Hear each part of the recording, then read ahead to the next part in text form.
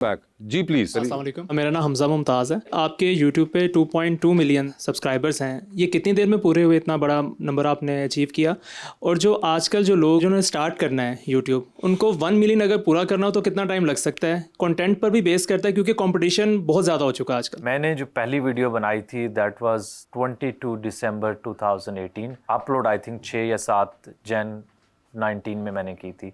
तब 6-7 साल हो गए हैं इसको करते हुए। आई थिंक डिपेंड करता है कि आपकी नीश क्या है और आप कंटेंट कौन सा पोस्ट कर रहे हैं। अगर आप लॉन्ग फॉर्म कंटेंट पोस्ट कर रहे हैं तो उसमें ग्रोथ के चांसेस कम होते हैं, क्योंकि आज हम सब जो है वो कोशिश करते हैं कि 20-25 सेकंड की रील देख लें, शॉर्ट फॉर्म कंटेंट देखें, लॉन्ग फॉर्म पे कम जाएंगे। और शॉर्ट फॉर्म पे ये कि अगर एक आप वायरल हो जाती है तो बहुत जल्दी आपके नंबर ऑफ सब्सक्राइबर बढ़ भी सकते हैं।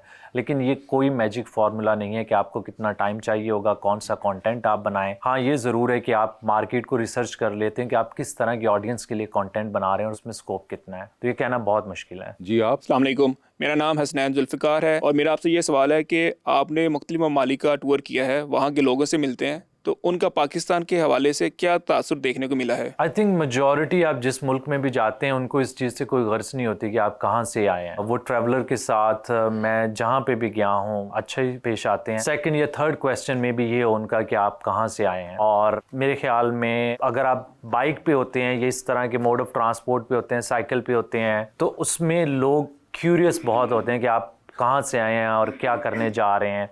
तो उनका एक बिहेवियर आपके लिए ऑटोमेटिकली थोड़ा सा बेहतर होता है। ये मेरा एक्सपीरियंस है। तो मेरे साथ तो हर जगह पे बहुत अच्छा सलूक है। तो आई थिंक अभी तक का ओवरऑल एक्सपीरियंस हर मुल्क में अच्छा रहा है। जी अस्सलाम वालेकुम, मेरा नाम अली है। मेरा आपसे सवाल यह है कि अगर आपको चांस मिले कि एक दिन के लिए आप पाकिस्तान का कोई और यूट्यूबर बनना चाहें तो आप कौन सा बनेंगे? आई थिंक उसमें डिपेंड करता है कि मैं बन के क्या करूँगा, क्या मेरे पास उन जैसी स्किल्स हैं। देखिए, मैं ट्रैवलर हूँ और मेरे पास उस तरह की क्रिएटिव स्किल्स नहीं है जो बाकी लोगों के पास हैं। प्रोबेबली अगर मैं किसी की क्रिएटिव स्किल चुराना चाहूँगा तो मे बी उसमें मैं मोरू भाई और इरफान जुनेद, जो उसके बाद हारिस हैं ओए हैरी के नाम से, इनको जो अल्लाह ने टैलेंट दिया है, टैलेंट के साथ साथ आई थिंक उन्होंने उसमें मेहनत भी बहुत की है। टैलेंट तो बहुत सारे लोगों के पास होता है लेकिन वो उसको उस तरह से इम्प्लीमेंट नहीं कर पाते, तो मेहनत भी बहुत ज़रूरी है। ठीक है जी। अस्सलाम वालेकुम, मेरा नाम अख्तर है। मेरा आपसे सवाल है कि जो आपकी मोटरसाइकिल है वो आपके लिए सवारी है या एक बेहतरीन ट्रैवल पार्टनर है? आई थिंक सवारी के साथ साथ ना आपको एक वो पर्सनल अटैचमेंट भी हो जाती है, एक ऐसे मोड ऑफ ट्रांसपोर्ट के साथ जो आपको दुनिया में हर उस जगह पे लेके जा रहा है जहाँ पे आप जाना चाहते हैं। ना चाहते हुए भी एसोसिएशन ना हो ही जाती है उसके साथ। वैसे आप तो खुद भी मैकेनिकल इंजीनियर हैं, तो ये जो बाइक वगैरह खराब कभी होती है तो आप खुद ही सर, मैं मैकेनिकल इंजीनियर वो हूँ जो सिर्फ कंप्यूटर पे चीज़ें जो है वो सेट करता है। गाड़ी के ऊपर कुछ नहीं, कोई ऑटोमोबाइल्स के ऊपर। मेरी जो 13 साल जॉब रही है वो ऑटोमोबाइल Exactly. पार्ट्स डिज़ाइनिंग की थी। तो अभी बाइक में अल्लाह का शुक्र है जहाँ पे भी फंसा होना निकल जाता हूँ कहीं ना कहीं से। लेकिन मुझे ये लगता है कि शायद वो लोगों की दुआएं इतनी साथ हैं, मुझे कुछ चीज़ का पता ना भी ना हो तो कहीं ना कहीं से जो है वो लग ही मुश्किल जाता आज है। तक कहाँ पे लगा कि ये बाइक ऐसी जगह पे खराब होगी और आपने कहा ओए होए ये तो मारे गए? आई थिंक प्रोबेबली एक बार अफ्रीका में हुआ था कि मैं एक जंगल से गुजर रहा था, वाइल्ड लाइफ भी वहाँ पे बहुत ज़्यादा है, तो अचानक से जो है ना वो बैटरी की पावर सारी ऑफ होगी। मुझे थोड़ा सा आइडिया हो गया कि कोई ना कोई शॉर्ट सर्किट कुछ इस तरह की चीज़ हुई होगी अंदर। लेकिन वहाँ पे अब लाइट भी कोई नहीं है, वाइल्ड लाइफ का भी खतरा है। तो वहाँ पे 2 लोकल्स थे, कहते हैं कि यहाँ पे आप खड़े नहीं होना। उन्होंने धक्का लगा के लेके गए आगे, साथ करीब एक रिजॉर्ट था, तो वहाँ पे जाके उसको मैं सेट किया। लेकिन वो एक डर वहाँ पे था। मंगोलिया में इस तरह जहाँ पे आसपास में कोई बंदा नहीं है। हाँ, मंगोलिया भी आपने जो किया, मुझे अभी भी लगता है मंगोलिया एक बड़ी अनएक्सप्लोर्ड जगह है। Even with all this net Jio और इतनी अब दुनिया के अंदर डिजिटल मटेरियल अवेलेबल है, मगर somehow Mongolia is still I feel untapped. I think उसके साथ साथ ना एक विल्डरनेस वहाँ पे देखने को मिलती है ना, वो दुनिया में बहुत कम है। इतना बड़ा वो मुल्क है, सिर्फ उनकी आई थिंक 3.7 या 3.8 मिलियन पॉपुलेशन है। ये इतना तो हमारे अंदरून लाहौर की हो जाएगी। बिल्कुल। इसमें से 1.8 मिलियन रहते हैं उनके मेन सिटी के अंदर, बाकी जो हैं वो बाहर हैं, तो बहुत फैले हुए हैं। तो कभी कभी ऐसे भी पॉइंट्स है जब मैंने 200 किलोमीटर चलाई है तो उसमें कोई गांव कुछ भी नहीं है, तो एक डर खौफ होता था कि अगर यहाँ पे कुछ हो गया तो मैं किस तरफ जाऊँगा पैदल, ठीक है, ताकि कि आप किसी जगह ना सिविलाइजेशन में पहुँच जाएं। और ये भी नहीं है कि प्रॉपर रोड्स हैं, वो इस तरह खेतों के अंदर से आप गुजरते हुए जा रहे हैं। कुछ जगहों पे रोड्स हैं लेकिन इतनी प्रॉपर रोड्स नहीं हैं। तो एक थोड़ा सा आप अपने आप को मेंटली फिजिकली पुश करते हैं कि कुछ आज नया करते हैं, लेकिन वो थोड़ा डर भी होता है। डर होता है यानी? वहाँ पे ये डर था मुझे, क्योंकि नॉर्मली बाकी जगहों पे 30-35 किलोमीटर के अंदर अंदर कुछ होगा तो इतना बंदा पैदल चल भी लेता है अगर कुछ हो जाए तो।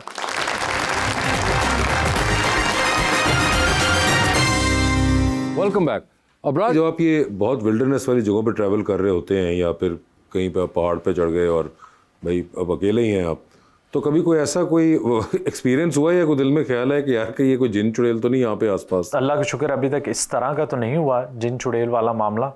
बस लोगों से डर लगता है कि अगर आप किसी ऐसी जगह पे कैंपिंग कर रहे हैं जहाँ पे आस-पास में लोग ज़्यादा हैं, तो ये ना हो कि रात को यहाँ पे आ जाएं, आपको तंग करें या आपका सामान जो है वो ले जाएं।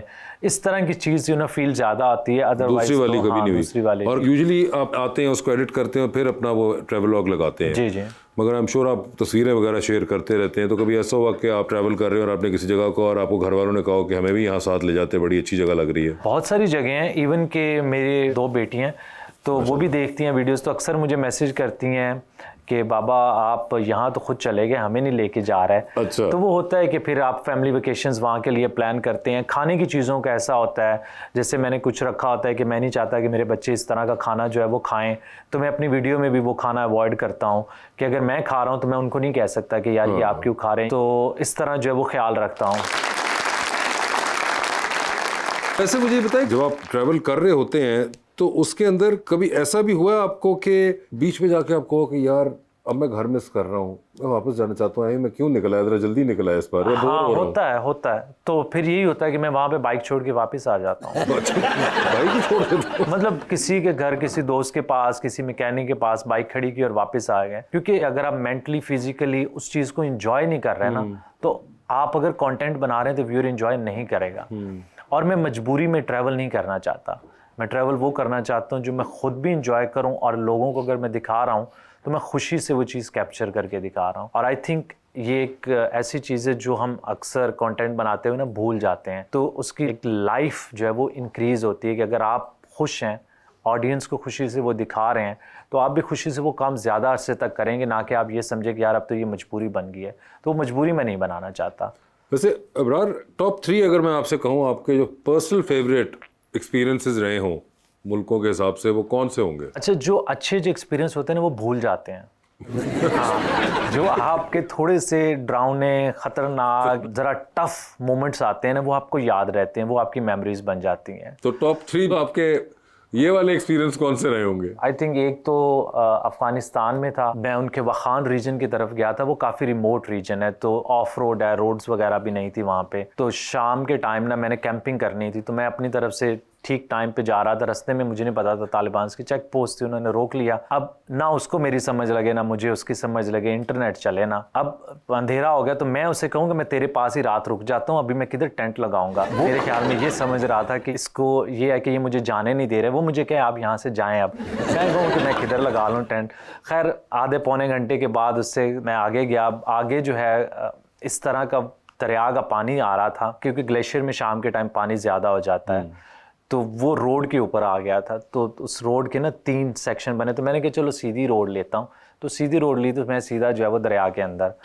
अब ना अंधेरे में नज़र आए ना कुछ आए। अब उसको बाइक को मुझे नहीं पता कि मैंने कैसे सामान उतार के, अब उस टाइम पे कैमरे की भी कोई फिक्र नहीं होती कि चल रहा है कि नहीं चल रहा। उस टाइम ये होती है कि अब दरिया में से बाइक निकालें। वो निकाल के मैंने साइड पे किया उसको, जो है वो पानी होते करीब करीब वाला एरिया, तो वो एक तो सॉफ्ट सैंड होती है, उसके ऊपर खड़ी करूँ बाइक, फिर गिर जाए। 3 बार मैंने उसको जो है वो उठाया। फिर आहिस्ता आहिस्ता मैं आगे की तरफ गया हूँ, तो आगे एक गांव आया। अब गांव में कुत्ते पीछे पड़ गए। अब उन्होंने मुझे पूरा गांव जो है वो अगले गांव तक साथ लेके गए। वहाँ पे उनकी आवाज़ से जो है वो गांव वाले उठे। उन्होंने फिर कहा कि तुम हमारे पास यहाँ पे रात कर रहे हो। तो मेरे ख्याल में वो कुत्तों ने मेरी हेल्प की, तब तो मुझे बड़ा गुस्सा चढ़ रहा था। अच्छा। लेकिन वो इस तरह के मोमेंट्स होते हैं कि जब आप वाकई में ही सोचते हैं कि यार ये ज़रा टफ हो गया। इस तरह मंगोलिया में भी 1-2 जगह पे मैंने अपने आप को बड़ा टफ सिचुएशन में डाल लिया था। बहुत रिमोट जगह थी, मुझे नीचे एक शेपर्ड ने कहा भी था कि भाई ऊपर ना स्नोफॉल हुई है। मुझे उसकी समझ नहीं लगी, मैंने कहा कितनी को हुई होगी। सारी ज़मीन जो है वो नरम थी। 3-4 बार मैं गिरा, उसके बाद मैं वापस आया तो मुझे कहते मैंने तुम्हें बताया था कि ऊपर स्नोफॉल हुई है। मैंने मुझे तेरी समझ नहीं लगी, मुझे तब भी नहीं लगी। तो मैंने वीडियो अपलोड की तो मंगोलियंस मुझे मैसेज करके बता रहे हैं तुम्हें उसने बताया था, तुम फिर भी चले गए थे।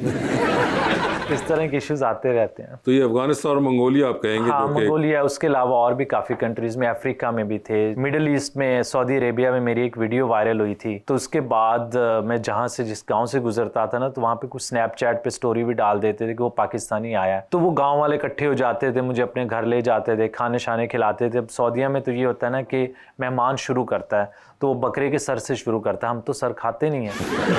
तो वो उसकी ज़बान कुछ इस तरह खाना बड़ा मुश्किल हो जाता है। तो मैं अक्सर उन्हें कहता था आप शुरू करो, मैं ज़रा वीडियो बनाता हूँ आप। तो सऊदीया की मेहमान नवाजी मैंने काफ़ी इन्जॉय की। इकरार साहब, thank you so much for being on the show. आपके आने का बहुत बहुत शुक्रिया और उम्मीद करते हैं कि आप इसी तरह अपने ट्रैवलिंग का सिलसिला जारी और सारी रखें और लोगों को एंटरटेन करते रहें। थैंक यू सो मच, आप सबका बहुत शुक्रिया। Thank you.